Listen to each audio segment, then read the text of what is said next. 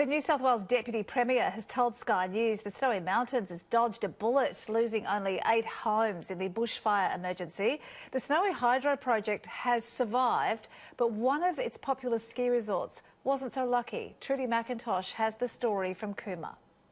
Touching down after touring the fire zone. Clearly, the fire front hit hard. The Snowy Mountains ravaged by fires at the weekend, but the New South Wales Deputy Premier says it could have been much worse. We believe we've only lost 8 or 9 homes at this stage, but like I said, up at Cabramatta it's in excess of 30. But again, very unique, different arrangement.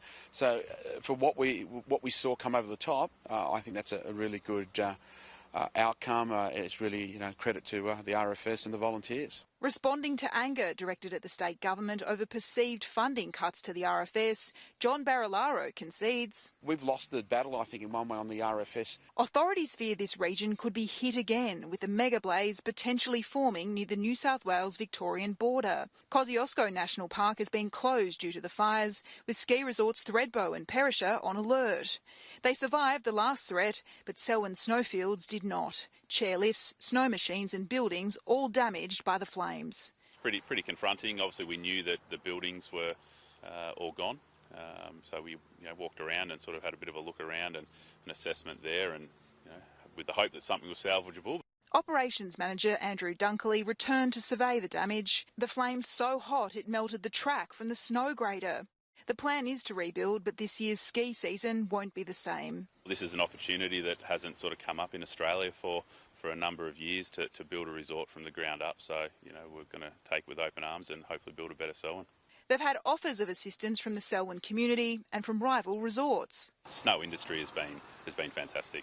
Authorities have a 48-hour window to get on top of the blazes, building containment lines to protect homes and lives. This is one of 2 water bombers being used here in Cooma to go and fight these fires in the Snowy Mountains. But it's a mammoth task with at least 10 fires burning at advice level in the area. Trudy McIntosh, Sky News in the Snowy Mountains.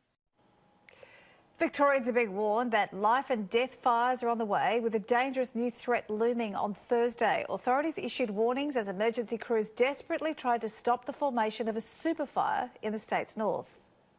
Gippsland is still burning and smouldering, and the Premier's warnings will do little to ease residents' pain. They are about life and death, and they will be sent out almost certainly Thursday and Friday this week, and people need to remain vigilant. All of us do.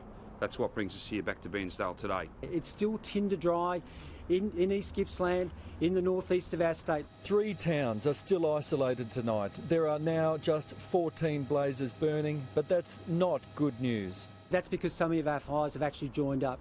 342 people remain stranded at Malakuta. 200 are being shipped out on HMAS Choules tonight. The rest are waiting for the smoke-filled air to clear before they're choppered out.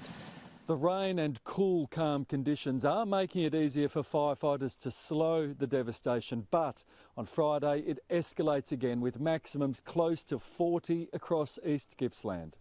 The city is vulnerable too. Heated debate is now raging on the outskirts of Melbourne, where overgrown trees, bushes and shrubs are a ticking time bomb.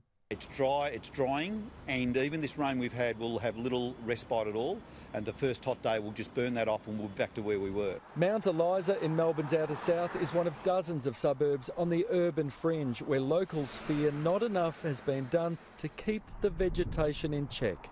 Oh, look, it's scary. It could happen. What's happened in East Gippsland and New South Wales could easily happen here. Fire came within metres of homes in Sunbury last week. We need, after this fire season, to have a very serious debate. Drop the politics, let's get in there and understand what the environmental issues are. I think it's quite emotive to be saying to people that live in those areas that the current conditions are reflecting Black Saturday.